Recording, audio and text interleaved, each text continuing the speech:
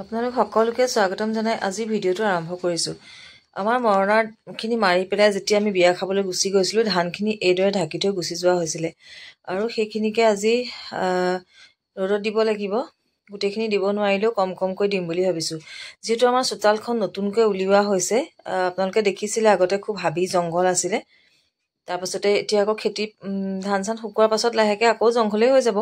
নতুনকৈ আকৌ চিকুণাই মেলি মুচি মেলি ইয়াত ধান শুকোৱা হয়, মৰণা মৰা হয়, কিন্তু তাত শিল বালি ওলাইছে মানে সেইকাৰণে গোটেইখিনি মেলি দিয়া হ'লে ডাঙৰ চোতালখনত সম্পূৰ্ণখিনি একেলগে শুকাই গ'লহেঁতেন।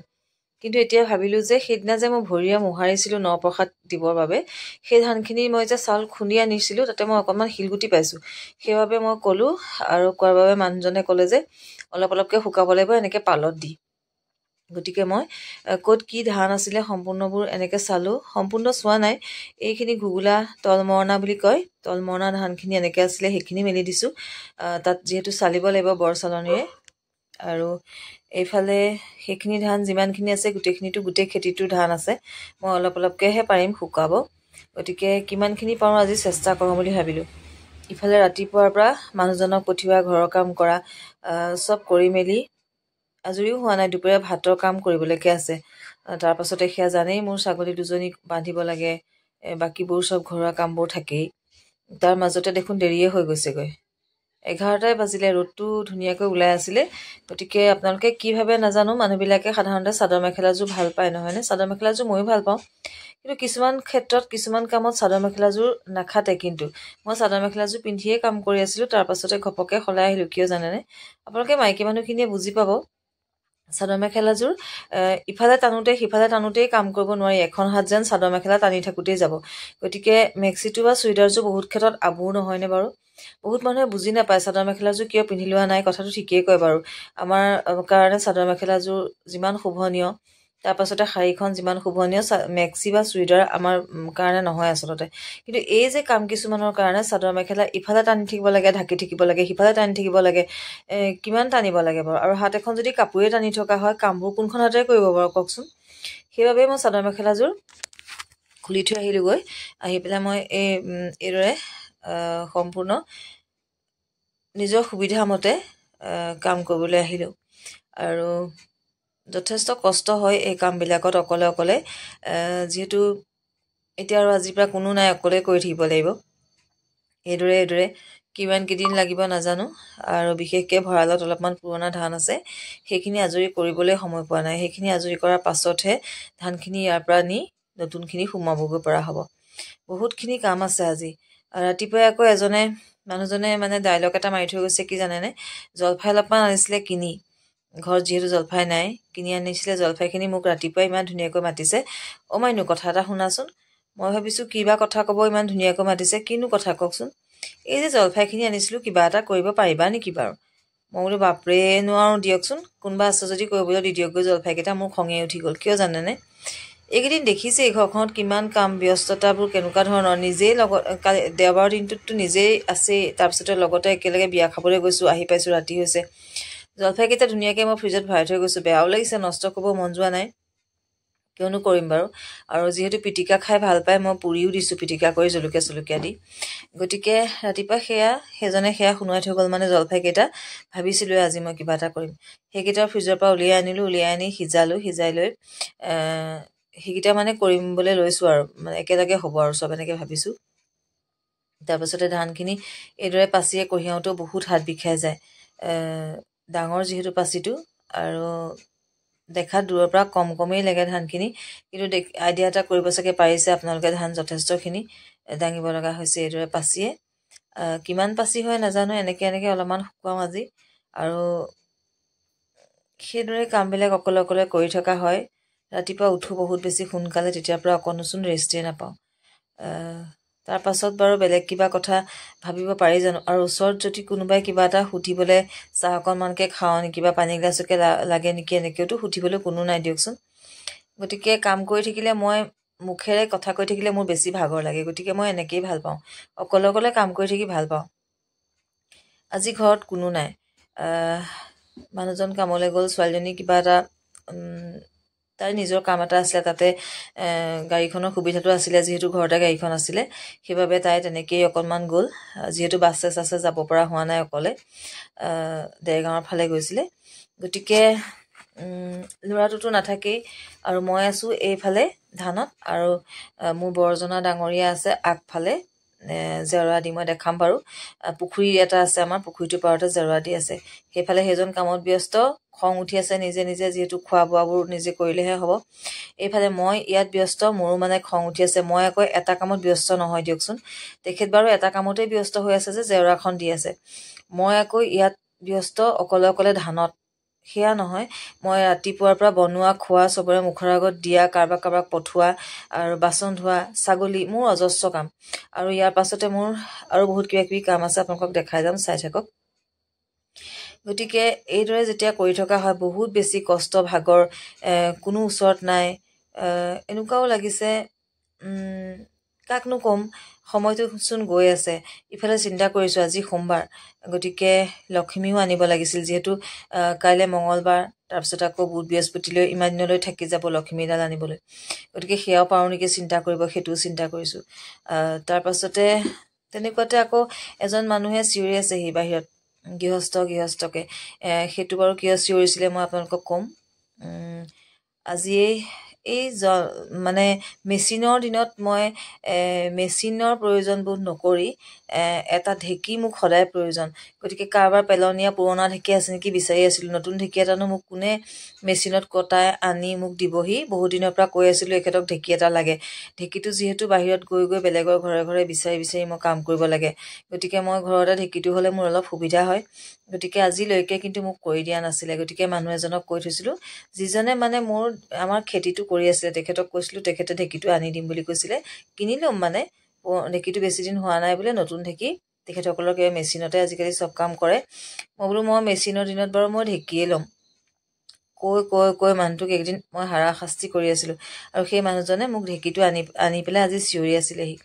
গতিকে আজি সোমবাৰৰ দিনটো ভালেই বুলি ভাবিছোঁ, ধানতো লাগিছোঁ, লক্ষ্মীও আনিম বুলি ভাবিছোঁ, ঢেঁকীটো ইতিমধ্যে মানুহজনে আহি চিঞৰি আছেহি, ঢেঁকীটো আনিলে, গতিকে সেইফালেও গৈছোঁ অলপ দেৰি, কিন্তু মই নিজৰ খোৱা ব্যৱস্থা কৰিবলৈ বা ভিতৰলৈ যাবলৈ কিন্তু তাৰপিছত আৰু সময় পোৱা নাই, যিহেতু ধানলৈ আহোঁতেই মোৰ 11টা বাজিলে।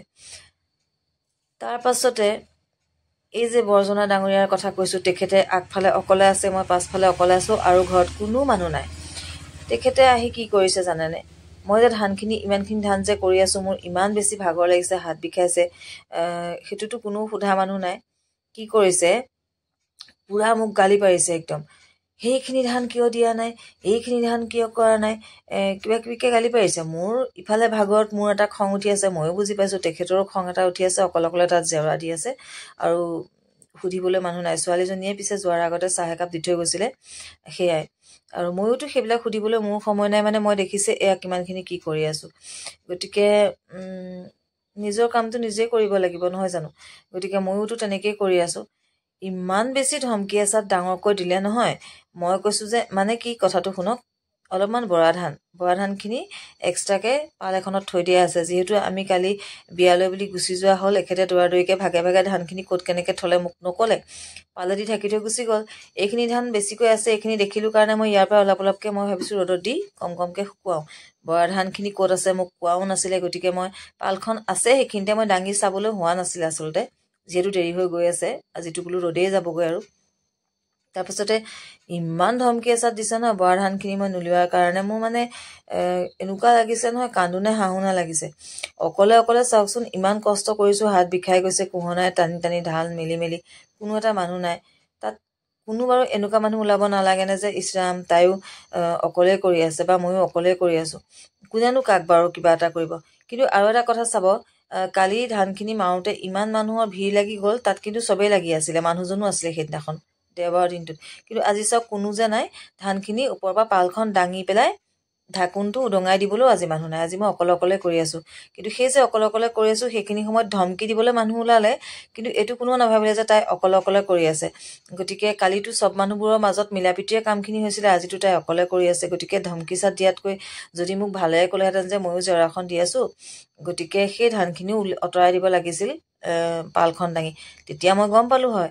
কিন্তু মোকতো নাই কোৱা যে তাতে বৰা ধান ঢাকি থোৱা আছে, ময়ো গম নাপাওঁ, চাবলৈও হোৱা নাই। গতিকে ইমান বেছিকৈ গালি পাৰিলে নহয়। আৰু এতিয়া কি সুবিধা লৈছে জানেনে? হনুমান চালিচাখনৰ সুবিধাটো লোৱাৰ কাৰণে মোৰ বেছি খং উঠিলে। হনুমান চালিচা পঢ়িলে মানে মানুহক বেয়াকৈ ক'ব নালাগে, সেই কথাষাৰ সুবিধা লৈ আজিকালি মোক মানে বহুত বেছি বেয়াকৈ কথাবোৰ কৈ থাকে। মানে তাৰপাছত কয়, তই হনুমান চালিচা পঢ়িছ নহয়, গতিকে বেয়াকৈ কথা কৈছ যেতিয়াতো হনুমান চালিচা একো ফল নধৰে। আৰু যদি মই একো নকওঁ, শুনি থাকিবলৈ ধৈৰ্যও নাথাকে কেতিয়াবা। ইমান কামৰ মানে ভিৰত, ভাগৰত, কষ্টত, মুখে নমতাকৈ যেতিয়া কাম কৰি থকাৰ সময়ত এজনী মানুহক গৈ পেলাই ওচৰত কিবা এটা কৈ জোকাই ল'বগৈ, খং উঠিব নে নুঠিব আপোনালোকে কওকচোন।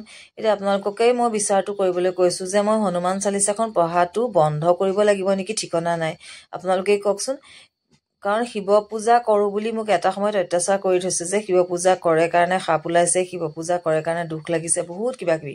এতিয়া আকৌ হনুমান চালিচা কথাটো মুখত ওলাব লাগে জানো বাৰু কওকচোন। এই যে ধানকেইটা মেলা নেমেলা কথাক লৈ পেলাই হনুমান চালিচা পঢ়িছ নহয়, শপত খাই গৈচোন, এনেকৈ কিবা এটা কথা পালে কৈছে। মই ভাবিছোঁ এই কথাষাৰ ইয়ালৈ কিয় আনিছে। তাৰপাছতে আৰু এটা কথা কি কৈছে জানেনে? পাগল পাগল পাগল বুলি কৈছে। গতিকে মই আপোনালোকক ইতিমধ্যে কৈ আহিছোঁ যে 2019 চনত মোৰ যিটো এক্সিডেণ্ট হৈছিলে, মোৰ মাথাটো ফাটিছিলে, মই ICUত আছিলোঁ। মই সুস্থ নোহোৱা আগলৈকে মোক বলিয়া বলিয়া কৰি আছিলে। আৰু আপোনালোকে নিজে চিন্তা কৰকচোন, সেই সময়ত বলিয়া বলিয়া বুলি কৈ থাকিলে মোৰ ফটা মানুহ এজনী, ICUৰ পৰা আহিছোঁ মাত্ৰ, সেই মানুহজনী বলিয়া হ'বলৈ বেছি টাইম নালাগিব। আৰু সেইবাবে মই সামাজিক মাধ্যমত থাকিবলৈ ল'লোঁ, আৰু কোনো মানুহৰ লগত মই মিক্স আপটো নকৰোঁৱেই পৰাপক্ষত। এতিয়া আপোনালোকে কওকচোন, মোক আজি এই এবছৰ 1.5 বছৰেই হ'ব হ'ল, আপোনালোকে মোক যিমান দিন পাইছে এই ভিডিঅ' যোগেদি, আপোনালোকে মোক বলিয়া বা পাগল যেন পাইছে নেকি বাৰু? প্লিজ কমেণ্ট কৰি জনাবচোন। পাগল পাগল বুলি কোৱাৰ কাৰণে মোৰ আৰু অকণমান বেয়া লাগিলে। গতিকে মোৰ খঙো উঠিলে। মই এখেতলৈ ফোন কৰি পেলাই তেতিয়া লগালগে কৈছোঁ কথাকেইটা, আৰু এখেতক ফোন কৰি কোৱাৰ কাৰণে লগাইছোঁ বুলি কৈ পেলাই সেইটো এটা। গতিকে চাওকচোন কেনেকুৱা লাগিব বাৰু, মানুহৰ দুখেই লাগিবনে, খঙেই উঠিবনে? সেইখিনি সময়ত আপোনালোকে নিজেই চিন্তা কৰকচোন, আপোনালোকে নিজৰ হ'লে কেনেকুৱা লাগিব। ইমানখিনি ধান চাওকচোন, অকলে অকলে এইখিনি তলমৰণা ধান, আকৌ জাবৰবিলাক অঁতাইছোঁ। তাৰপাছতে সেইখিনি সেই ভাগে ভাগে দেখিছেই নহয়, ৰ'দত দিছোঁ, তাত কোনো সোধা মানুহ নাই। কিন্তু ইমান বেছি বেয়া ব্যৱহাৰ কৰিছে। তাৰপাছত যদি মই আৰু পাগল বুলি মোক কথাকেইটা কোৱাৰ কাৰণে মোৰ খং উঠিছে। আৰু 2 নম্বৰ কথা হৈছে যে হনুমান চালিচা পঢ়িছ নহয়, শপত খা গৈচোন, এনেকৈ কিবা এটা কথা কৈছে। মই কি হনুমান চালিচাত শপত খামগৈ বাৰু কওকচোন? হনুমানৰ ওপৰত মই কি শপত খামগৈ? গতিকে ইমান এজন বয়সস্থ মানুহে, ইমান ডাঙৰ এজন মানুহে চব পূজা কৰে, দুৰ্গা পূজা, কালী পূজা, লক্ষী পূজা, সকলো ধৰণৰ পূজা কৰে। তেখেতে যদি মোক তেনেকুৱা ধৰণৰ কথা কয়, আৰু মই হনুমান চালিচা পাঠ কৰি পেলাই আকৌ মই বেয়া কথা ক'ব নালাগে বা ডাঙৰক উভতি উত্তৰ দিব নালাগে, পাৰি নেকি বাৰু সহ্য কৰিব? আপোনালোকে কওকচোন। ইমান কষ্ট কৰোঁ জানেনে? এতিয়া আপোনালোকে দেখি আছেনে, এইখিনিতো মই ভিডিঅ'ৰ কাৰণে কৰা নাই নহয় জানো? মইতো ভিডিঅ'ৰ কাৰণে এইখিনি কাম নিশ্চয় কৰা নাই। এইখিনি মইতো কামেই কৰি আছোঁ। সেইখিনি সময়ত মই ভিডিঅ'টো বনাইছোঁ, যিহেতু মই ভিডিঅ'টো আপোনালোকৰ আগলৈ আগবঢ়াবৰ কাৰণে, যে মই ডেইলি ব্লগত মই ডেইলি কি কি কামখিনি কৰি আছোঁ সেইখিনিয়ে মই আপোনালোকৰ আগলৈ আগবঢ়াই আছোঁ আজিলৈকে। গতিকে সেইকাৰণে মই ভিডিঅ'টো প্ৰস্তুত কৰিছোঁ। কিন্তু মই কামখিনিতো মই কামেই কৰি আছোঁ, তাৰ মাজত ভাল এষাৰ মাত নাপাওঁ জানেনে? মানুহজনো নাই, কোনো নাই।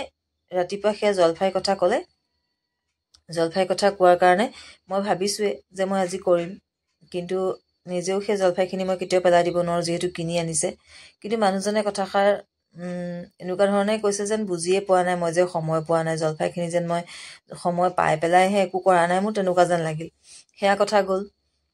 তাৰপাছত এতিয়া সেয়া ধানখিনিত অকলে অকলে লাগি আছোঁ, সেই আহি পেলাই সেইষাৰ কথা তেনেকৈ কৈছে মানে একদম মানে বহুত বেছি মোৰ খং উঠিছিলে। কিন্তু সেইটোৱে, হনুমান চালিচা পাঠ কৰিলে খং কৰিব নালাগে। সেই সুবিধাটো লৈ পেলাই মানুহে দেখিছোঁ বেছিকৈ কৰি আছে যেন, এই মানে হনুমান চালিচা পঢ়িবলৈ এৰিলেও এৰক। আচলতে কি জানেনে, মই কৈছোঁৱে যে গোসাঁই ঘৰখন মই নিজেই বনাই লৈছোঁ, মন যোৱা কামবোৰ মই নিজেই কৰি থাকোঁ। হনুমান চালিচা মই নিজেই কিনি আনিছোঁ, হনুমানৰ ফটো মই নিজেই কিনি আনিছোঁ, শিৱৰ প্ৰতিষ্ঠা মই নিজেই কৰিছোঁ, প্ৰতিটো কাম মই নিজেই কৰিছোঁ। তাত বাৰু মানুহৰ কি অসুবিধা হয় আপোনালোকে কওকচোন। তাৰপাছতে এই জলফাইখিনি সিজাই ল'লোঁ। সিজাই লৈ পেলাই মই ৰ'দতে ধানো লৰাই আছোঁ আৰু জলফাইখিনিটো লাগিলোঁ। তাৰপাছতে এইদৰে কাগজ এখনত সিজোৱা জলফাইখিনি ৰ'দত দিবৰ বাবে কচি কচি দিলোঁ, নিমখ হালধি সানিবৰ বাবে। মনটো বহুত বেছি বেয়া লাগে জানেনে। মানে কিয় বা মোৰ কপালখনতে এনেকুৱা আছিলে নে, মই আচলতে মানুহৰ কিয় ইমান শত্ৰু, মানুহবোৰে মোক কিয় বুজি নাপায়। ইমান কৰি থাকিলেওচোন মানুহবিলাকে ভাল মাত এষাৰটো নিদিয়ে, ইমান বেছি বেয়া ব্যৱহাৰ কৰে। কেনেকুৱা লাগিব বাৰু আপোনালোকে কওকচোন। আৰু ঘৰততো কোনো মানুহ নাই, গতিকে তেনেকুৱা কৰিব লাগে জানো বাৰু।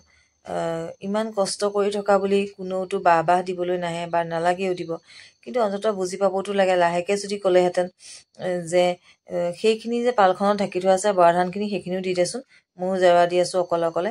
কিন্তু মোৰ এনেকুৱা লাগিছে, কালিতো ইয়াতে চব মানুহ লাগি আছিলে, আজিতো মই অকলে আছোঁ, আজিহে অকণমান মানুহ লাগি দিব লাগিছিল। মোৰ তেনেকুৱা লাগিব নে নালাগে বাৰু আপোনালোকে কওকচোন।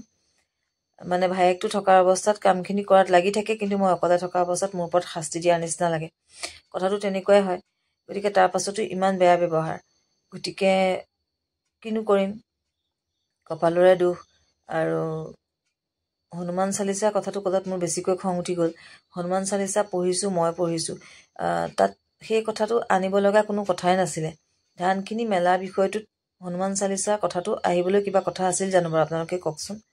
তেনেকুৱাই বুজিছেনে, মোৰ মানে অশান্তিবোৰ তেনেকুৱাই হৈ থাকে। সেইকাৰণে সদায় কওঁ যে অতি কাজিৰ সুখ নাই আৰু মোৰ শান্তিও নাই। যিমান বিচাৰি থাকোঁ শান্তিৰ কাৰণে নিজে এইবিলাক কৰি থাকোঁ। ডাঙৰ বুলি কিবা এটা ক'বলৈ মনো নাযায়, কিন্তু আচলতে তেনেকুৱাত নকৈও নোৱাৰি, তেনেকুৱা পৰিস্থিতি মোৰ হৈ যায়। বাৰু আপোনালোকে পাৰিবনে তেনেকুৱাত সহ্য কৰিব কওকচোন। আচলতে সহ্য কৰিব পাৰিব লাগে, কিন্তু মোৰ ইমানেই বেছি কষ্ট হৈ আছিলে ধানখিনিৰ লগত লাগি লাগি। এইটো এটা কাম কৰিলোঁ চাওকচোন ওচৰতে। তাৰপাছতে আকৌ কি হ'ল জানেনে, লক্ষ্মী আনিব লগা আছে যে কৈছিলোঁ। এইখিনিয়ে যথেষ্টখিনি সৰহকৈ ধান থৈ গৈছিলে। ময়ে কৈছিলোঁ অকণমান লক্ষ্মী থৈ গ'লে মানে গৰু ছাগলীয়ে খাব পাৰে, সেইকাৰণে অকণমান সৰহকৈ থৈ আহিব কৈছিলোঁ। আকৌ গৈ পেলাই সেয়া কাটিলোঁগৈ, কাটি পেলাই সেইখিনি থৈ অকণমান লক্ষ্মীৰ কাৰণে 3 গুচ উলিয়াই এইদৰে বান্ধি থৈ আহিলোঁ। তাৰপাছতে ছোৱালীজনী যিটো দৰকাৰত গৈছিলে এইদৰে বান্ধি থৈ আহিলোঁ চাওকচোন। তাইও ইতিমধ্যে আহি পাইছে। মোৰ মানে মাতিব মন যোৱা নাই, কান্দো নে হাঁহো।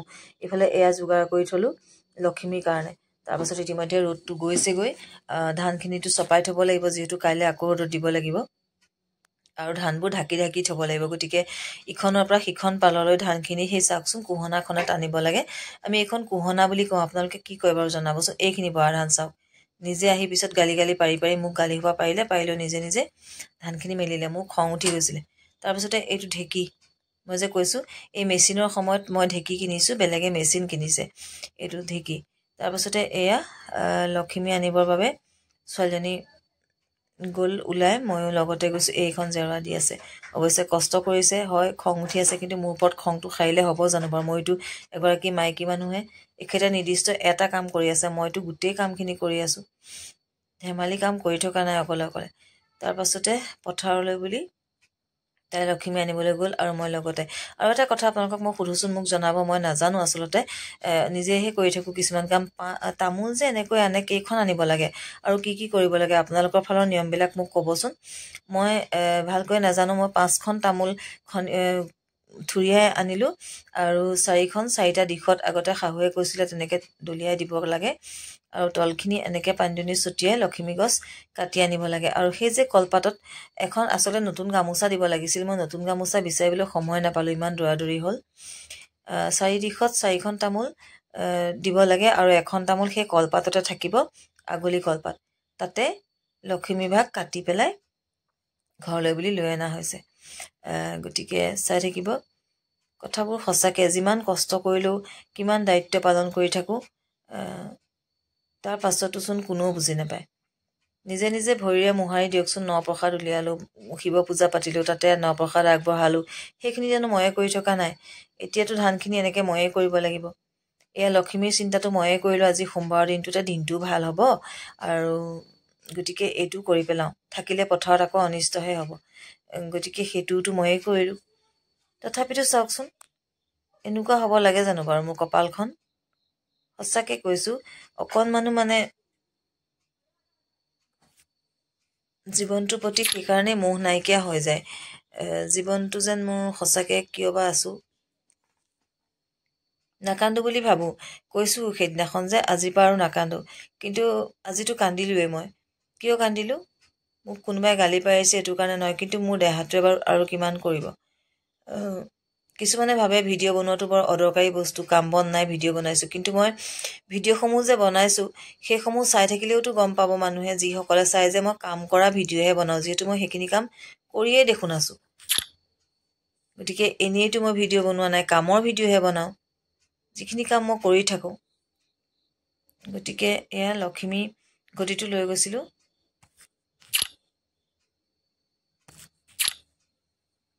আৰু লখিমী আনোতে আপোনালোকে জানে নিশ্চয়, আগলৈ এনেকৈ আনিব লাগে, তাৰপাছতে মুখেৰে মাতিব নালাগে। তাৰপাছতে ঘটিটোৱে দুৱাৰ মুখতো পানী ছটিয়াই আনিলোঁ। কেমেৰাটো ধৰি আছোঁ, মোবাইলটো যিহেতু ভালকৈ দেখাব পৰা নাই, পানী ছটিয়াই দিলোঁ, শুদ্ধ কৰি দিলোঁ জপনাৰ মুখখন।